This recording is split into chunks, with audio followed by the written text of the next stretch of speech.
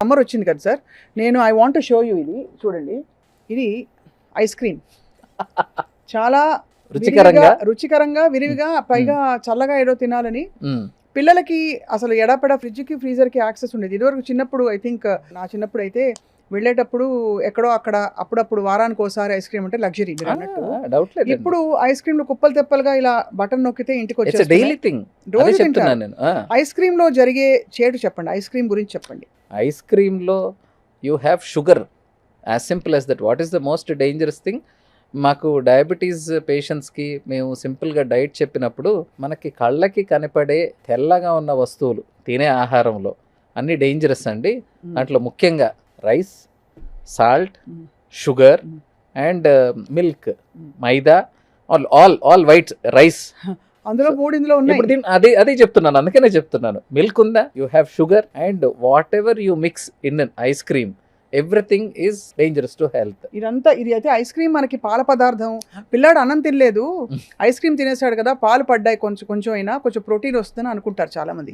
ఇందులో నిజంగా ప్రోటీన్ ఉంటుందా అండి? Milk does have protein, but what is the substance? మీకు అన్నిటికన్నా షుగర్ ఎక్కువ ఉంటుంది దాంట్లో, మిల్క్ కూడా ఉంటుంది. కానీ మనం ప్రపోర్షన్స్ చూసుకున్నట్లయితే మీరు ప్రోటీన్ ఇవ్వాలంటే చాలా రకాలు ఉన్నాయి, హెల్దీ ప్రోటీన్స్ ఉన్నాయి. మిల్క్ ఒక్కటే ప్రోటీన్ అన్నట్లు ఇవ్వకూడదు. మిల్క్ ఎదిగే పిల్లలకి మంచిది ఎంత మోతాదులో. దాంట్లో స్కిమ్డ్ మిల్కా, is it unskimmed milk? So మీరు హోల్ మిల్క్ ఇచ్చినప్పుడు మళ్ళీ దానివల్ల రోగాలు వచ్చే అవకాశం ఉంటుంది. అవును. సో ఎంటైర్ మన ఫోకస్ ఇప్పుడు చూస్తే అన్ని ఏజ్ గ్రూప్స్లో ఒబెసిటీ ఇస్ బికమ్ చాలా చాలా డేంజరస్గా, సీరియస్గా తీసుకోవాల్సిన అంశం. అండ్ రెండోది, పాల పదార్థాలు అన్ని చోట్ల ఆర్గానిక్గా, న్యాచురల్గా పెట్టరు, దీనిలో ఫుడ్ కలర్స్ యాడ్ చేస్తారు. అవునండి. అండ్ ఎస్పెషలీ బళ్ళలో ఐస్ క్రీమ్లు తింటే అది ఒక్కొక్క బండిలో ఒక్కొక్క రకంలో ఉంటుంది. అసలు అది ఎక్కడ తయారైందో దాని బ్రాండ్ కూడా అర్థం కాదు. ఇన్ జనరల్ ఐస్ క్రీమ్ అంటే అందరికి తెలిసింది పాలతో పాటు వెన్న అండ్ షుగర్, ఇవి వేసి సరైన మోతాదులో దాన్ని రిఫ్రిజిరేట్ చేసి దాన్ని చేస్తే ఐస్ క్రీమ్ తయారవుతుంది.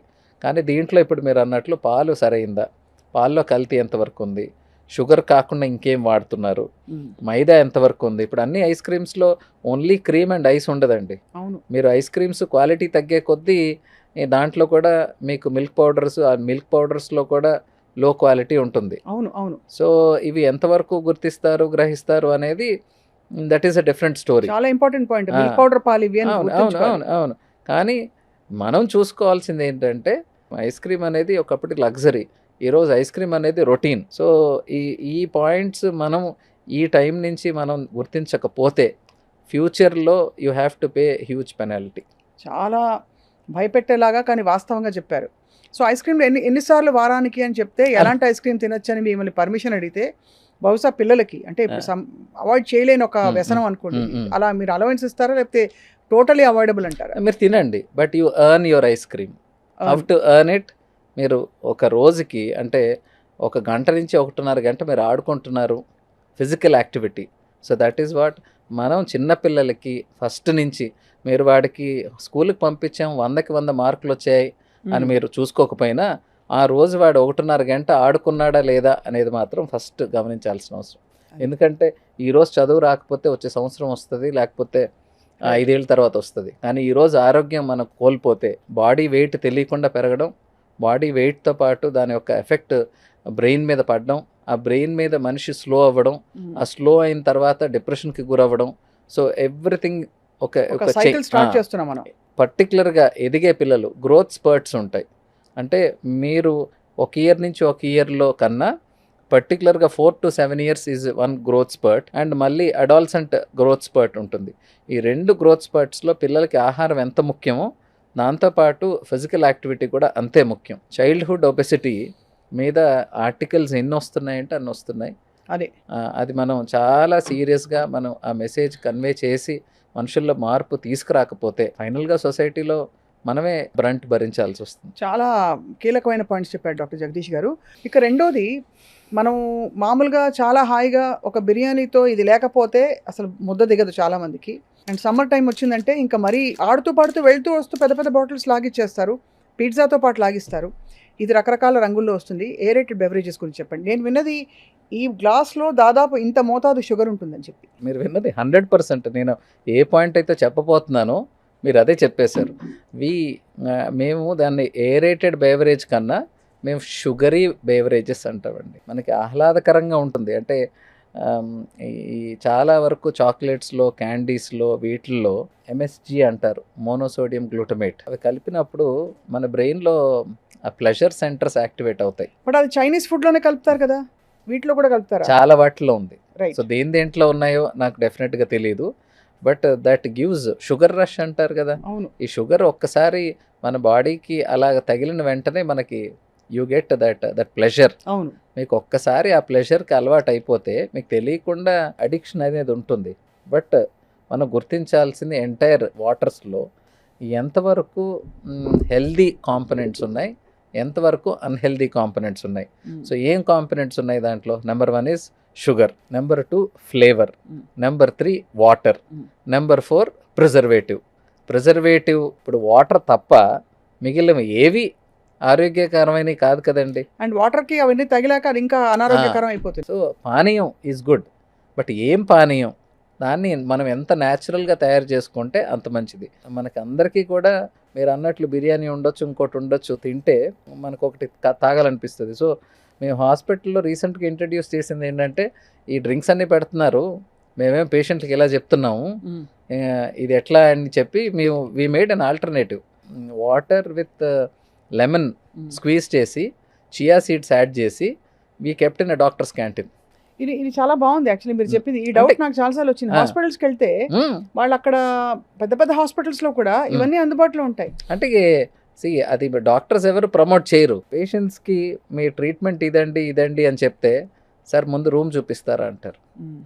సో హాస్పిటల్స్ కూడా హాస్పిటాలిటీ సర్వీసెస్కి వెళ్ళిపోయినాయి. అది సో ఆ రూమ్ అన్న తర్వాత పేషెంట్స్ పాపం వాళ్ళ బాధలో వాళ్ళు ఉంటారు, అటెండర్స్ మాత్రం నాకు అది కావాలి, ఇది కావాలి. ఫుడ్ అనేది now neither the government nor the media nor the doctor anyone can take responsibility.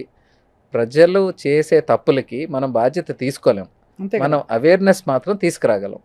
So మీరు ఎంత తింటున్నారు ఆహారం? మేము చదువుకునే పుస్తకాల్లో కూడా రోజుకి ఇన్ని క్యాలరీలు ఖర్చు అవుతాయి అని ఉండేది. Daily wage labourers or workers, అంటే మాన్యువల్ వర్కర్స్, రోజుకి 3600 క్యాలరీస్ టు 4100 క్యాలరీస్, 4000 క్యాలరీస్ ఖర్చు పెడతారు. వాళ్ళు అంతవరకు తినొచ్చు. మోడరేట్లీ వర్కింగ్ అంటే కొంత నడక ఉంటుంది, కుర్చీలో కూర్చోవడం ఒకటే కాకుండా పైకి కిందకి నడిచేది ఉంటుంది. అలాగా వీళ్ళు 2500 క్యాలరీస్ వరకు వాళ్ళు తినే అవకాశం ఉంటుంది. సెడెంటరీ లైఫ్ స్టైల్, అవును, కూర్చున్న చోట కూర్చున్నట్టు కదలకుండా ఉండే ఉద్యోగాలు 1200 నుంచి 1500. ఒక గ్లాస్ ఇది లాగిచ్చే ఉంటే ఒక ఇది 350.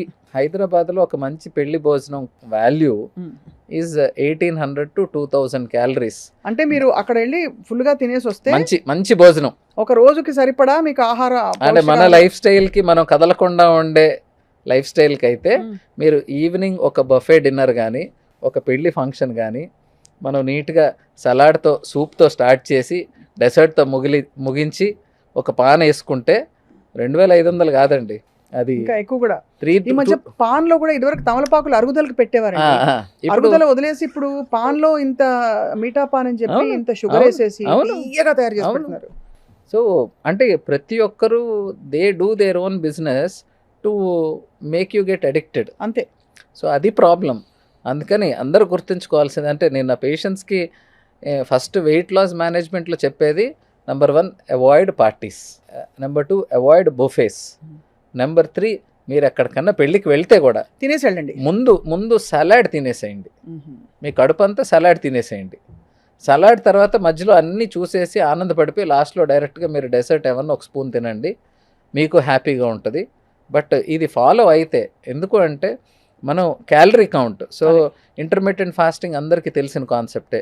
ఇంటర్మిటెంట్ ఫాస్టింగ్ అంటే చాలా టైం గ్యాప్ ఇచ్చి రోజుకి 8 గంటల టైంలో మీరు ఏం తిన్నా ఆ టైంలో తినండి, 16 గంటల గ్యాప్ ఇవ్వండి. That has got good results. Intermittent ఫాస్టింగ్లో కూడా సిఆర్ అంటారు, క్యాలరీ రెస్ట్రిక్షన్. క్యాలరీ రెస్ట్రిక్షన్ లేకుండా ఉత్త ఐఎఫ్ చేసిన దానివల్ల ఉపయోగం ఉండదు.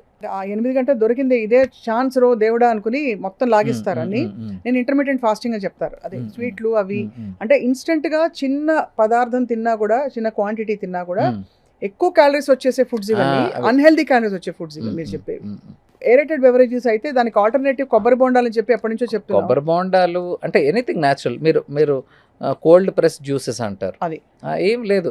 ఇంట్లో మీరు జ్యూస్ చేసుకుంటే దాన్ని కోల్డ్ ప్రెస్ జ్యూస్ అవుతుంది. అసలు ఎందుకండి జ్యూస్ చేసుకోవాలి, నీళ్లు తాగి చక్కగా పండు తినచ్చు. పండు తినొచ్చు, పండు తింటే ఇట్స్ అ ఫైబర్.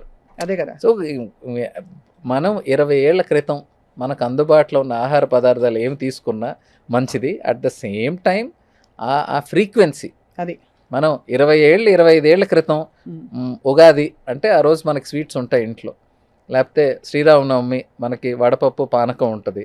అలాగా ప్రతి పండక్కి మన స్వీట్స్ చేసుకొని హ్యాపీగా స్వీట్స్ తినేవాళ్ళు అప్పుడు కూడా.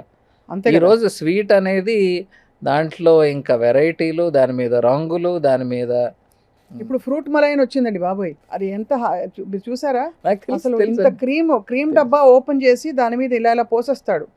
పోసేసి కొంచెం పళ్ళు దాని మీద వేసి దాని మీద ఇంకా మిల్క్ మేడ్ కూడా కలిపేసి ఇచ్చేస్తాడు. ఇవన్నీ అందరికీ తెలుసు, కాకపోతే ఆపుకోవడం ఎలాగా అనేది ఎవరికి తెలియదు, ఆపకపోతే ఏమవుతుంది అనేది కూడా తెలియదు. అది problem. So the after effects of eating అంటే ఇప్పుడు డయాబెటీస్, మనం మాట్లాడుకునే లైఫ్ స్టైల్ డిసీజెస్ అన్నీ రోగం తయారయ్యేటప్పుడు పేషెంట్కి నొప్పి తెలియదు, పేషెంట్కి డాక్టర్తో అవసరం ఉండదు. తయారైపోయి దానివల్ల ఇబ్బందులు మొదలైన తర్వాత, అంటే కాంప్లికేషన్ సెట్ అయిపోయిన తర్వాత అప్పుడు డాక్టర్తో అవసరం ఉంటుంది. అది ఒకసారి కాంప్లికేషన్ వచ్చిన తర్వాత మేము గొప్పగా చేసేది ఏమి ఉండదండి. మనం దీర్ఘకాలికంగా ఫైనాన్షియల్ ప్లానింగ్ అందరికీ ఉంటుంది. 20 years 25 yearsకి ఉద్యోగం చేయాలి అనుకున్నవాడు 40 yearsకి నేను ఎక్కడ ఉండాలి, 60 yearsకి ఎక్కడ ఉండాలి, నా బ్యాంక్ బ్యాలెన్స్ ఎంత ఉండాలి, మనం రిటైర్మెంట్ ప్లాన్స్ ఏంటి, పెన్షన్ ప్లాన్స్ ఏంటి అంటారు. బట్ నీ ఆరోగ్యం పరంగా వచ్చినప్పుడు ఎవరికి ప్లానింగ్ ఉండదు. అదే కదా. నా 25 ఏళ్ళకి నా కిడ్నీ ఇలాగ ఉంటుంది, 40 ఏళ్ళ కిడ్నీ ఇలా ఉంటుంది, 60 ఏళ్ళ కిడ్నీ ఇలా ఉంటుంది, నేను 40 ఏళ్ళు సంపాదించిన ఆస్తి మొత్తం హాస్పిటల్కి తగలెట్టాలి అనే కామన్ సెన్స్ ఎవరికి ఉండదు.